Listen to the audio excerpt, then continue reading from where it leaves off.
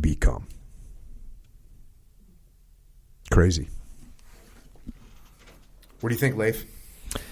I think that's outstanding. I think that's incredibly eye-opening, and it's because I've read About Face in detail, and you know, I was flipping through my copy this week as I was kind of organizing stuff in my home office and looking at just the tabbed and underlined pages, and I actually had to put packing tape along the binder because it's been so from overuse. It's just been torn up, and I had to reinforce it. It's awesome to understand where Colonel Hackworth got some of these ideas, and I'm sure.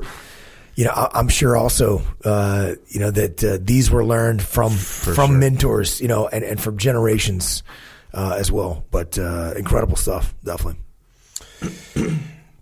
Making us better. Yes, sir. Echo Charles. Yes. Speaking of getting better, you have any maybe, I don't know, suggestions on how we can get better? I have a few now that you mention it. Actually, I think that's interesting. That book. That you finally located. It was like a little treasure hunt. You know, the kind of guys who they look for treasure that might not even exist. You know, that kind of guy. That was you. You're like, oh, it doesn't exist. See what I'm saying? You only got hints of it through Hackworth. I have access to all kinds of I pay, you know, these various websites that offer all these ancient PDFs. I mean, I got the dumbest subscriptions, and I've been scouring these things for years. Yep. Nothing, nada. And how crazy is it that the month that this version of About Face comes out, I freaking find this thing. There's one copy of it on Amazon, and I have it. It was meant to be. I have it. It's legit. Jocko got his treasure. I have the ARC. Yes. Which is the Advanced Reader's Copy. Of what, that book? So an Advanced Reader's Copy, no, I don't have it of that book, but an Advanced Reader's Copy, when a book is going to come out, they'll print how many ARCs do you think they print in current days? I have no idea. 100. 100,000? No. Advanced Reader Copies. What do they call them? Galleys. Oh, I got you. I'm sorry. Yeah. How many do you think they print? For instance, 12, for Extreme 25. Ownership, I think I got 6 and you got 6. Yeah. Like that. And then they printed some to send to whoever. But we're talking absolutely. A few dozen. Yeah, absolutely less than 50, right? Less than 50. So we were at the muster, and a guy named Tobin came up, and he goes, I have something for you. And he gives me a brown paper bag. And this is just weird because it's hard to even understand this. If you don't understand what an ARC is and understand how rare they are, that, you know, look, you get I love first editions, I love first edition of About Face, but there's got to be 100,000 of those things floating around, right? Mm-hmm. You know, you might like the first edition of Extreme Ownership, you know, we always joke about it, but there's hundreds of thousands of copies of the first edition of Extreme Ownership. There's only probably less than 50 ARCs of Extreme Ownership. And same with the rest of all of our books.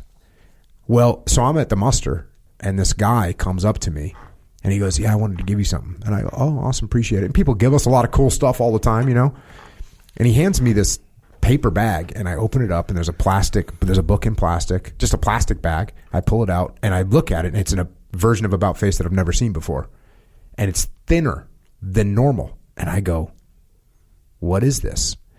And I pull it out of the plastic, and sure enough, it's an unedited Advanced Reader's Copy of About Face, signed by David Hackworth. This thing is priceless to me, right? Yes, yeah. So he's out there. I actually owe him copies of About Face, of this new version. But guess what else I'm sending him? Lay it on me. ARCs of Extreme Ownership. No. Because they gave us about 6 each. I have all of mine. I have mine as well. You want to know why? Why do you have yours? Why did you keep yours? I think some of them I intended to send to people and they didn't get sent, and some of them I just thought would be kind of cool to hang on to. You know? I only kept. First of all, I didn't know that it was a big deal. I didn't know that this whole thing, you know, we didn't know what the hell we were doing when it came to writing. So we didn't know what the hell we were doing. So they send us these things and I'm like, yeah, whatever. Well, they're like, you could send them to, you know, the influencers that you know. Yeah. Well, I'm like, and so what I'm thinking is there's misspellings in this. There's some things that we edited out. I said, I don't want anyone to see this. And I just put them I put them in, you know, in like a drawer somewhere. And then, I don't know, a few years later, I started, as we started doing the podcast, and I started getting more into getting various books, and I always liked the first edition thing, but then I realized at some point that there was something better than the first edition, and that was the Reader's ARC. I got something better than the Reader's ARC, and that is the Word document manuscript. Oh yeah. We've got the all the edits, like just the crazy edits that we went through.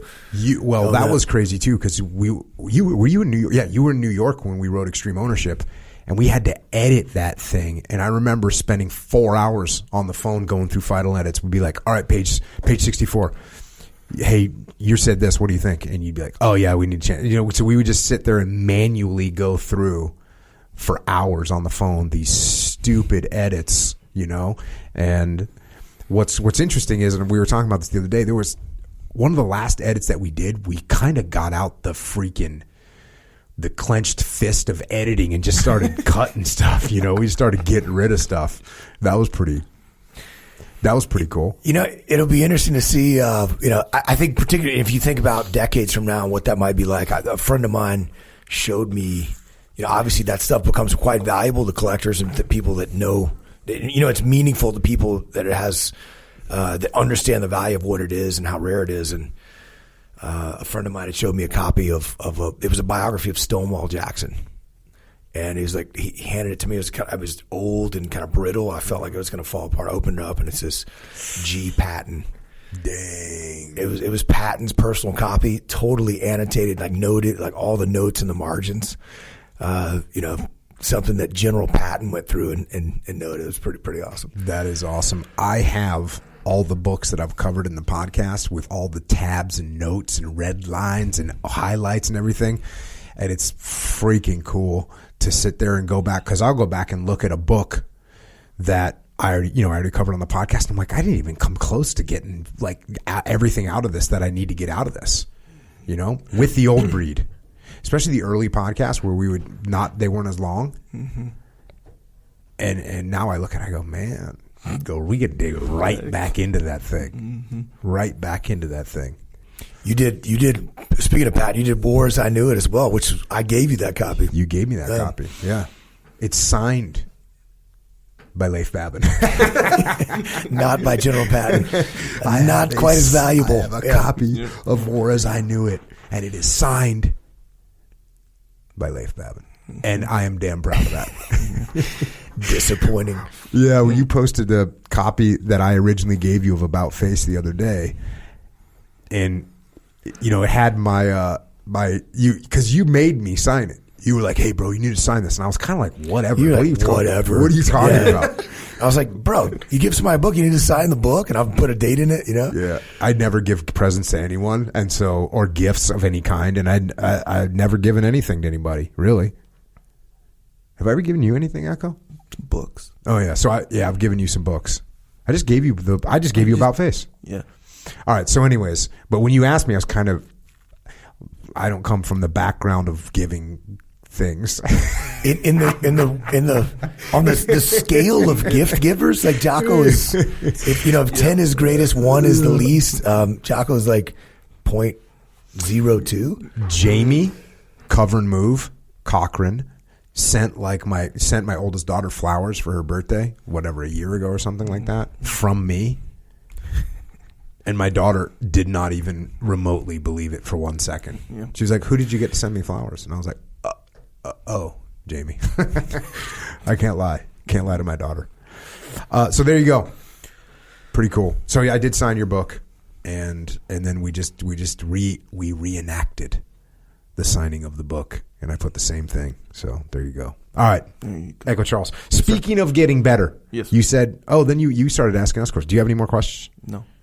for the crew here? No. That was more of my takeaway. That's how I was regarding this book the whole time. Like, that's your little treasure that you found finally after your journey, you know? I wonder what's going to happen now. Like, once this comes out, is Stackpole Books going to reissue it? Or is Jocko Publishing? Somebody's going to dig their like grandfather's copy out, and there's going to be 9 of them on the internet. I'll buy them. $750 each. Yeah, I'll buy them. Do you know how much a old hardcover copy of About Faces? Like they were on Amazon the other day. Now you can buy it. They were $200. Yeah, I saw $200. I have 20 copies. All right, there we go. Okay. Yeah. Okay. All right. Getting better. Right. We're on the path. Okay. We're getting better, even if we're good, by the way. Like, you know, what do you call? We're maintaining vigilance. Yes, big time, for sure. But anyway, on our road of improvement is what we're doing. Okay, we're working out every day. All right, Leif, not to put you too much on the spot, but do you work out every day? I try to. Okay, so that was my answer too, which, you know, that's a non-answer, by the way, because there's varying levels of try. Not to say that's, you know, I'm not saying that's listen, what you're saying. the goal is workout every day. Sometimes I achieve that on a weekly basis. Cool, I knocked it out. Other times, life gets in the way. But the days that I miss workouts, it's deeply regretful, and when you don't do that, it's a problem. Yeah, and I actually, you got to kind of be honest. Where if that's the goal, like for real goal, you know, to work out every day, that is a good thing, as opposed to, you know, like, hey, I'm going to try to work out this week. You know, there's a difference, is what I'm saying. So hey, man. Well, there's a big difference between I'm going to try and work out every day and I'm going to work out every day. Yes, sir. Yeah, and then if you want to talk about just keeping it real over here. Yeah, and as far as better and worse goes, for sure. Anyway, so when we work out every single day. Oh, is this a conversation we're going to have with Leif and not Jocko? Is that what's happening? Because that's what I'm feeling. I think it's wildly unnecessary to have it with you at this time. You know, I'd rather Go tell ahead, you proceed. how your joints will jam you up if you let them. I'm not going to talk too much about this right now. I don't even think you should. That. I don't think we should. Anyway, I don't think we should even think about it that much, right? At all. Joints should be a thing you don't think about. You see what I'm saying? Good point. I see where you're going with this, and I like it. Yeah. What should we be thinking about?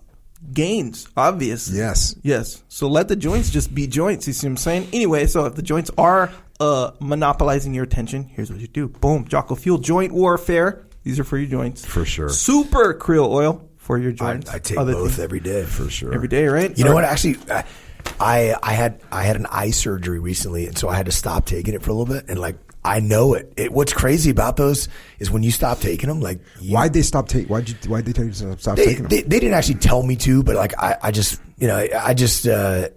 didn't take them for like 3 or 4 days. You know? Oh, because you were like laid up and whatever. Not really laid up, but just like I got out. You were off your routine. I was off my routine. Got it. Yeah. Okay. And it was like I feel it. I definitely feel it. And there's it ain't just it's real. It really real. is, man. You feel the joints, and I think both Krill and Joint Warfare are awesome. Definitely. Yeah, and then it just keeps you kind of boom on the path in that way. So boom, yeah, don't worry about joints anymore. You don't have to, is what I'm saying.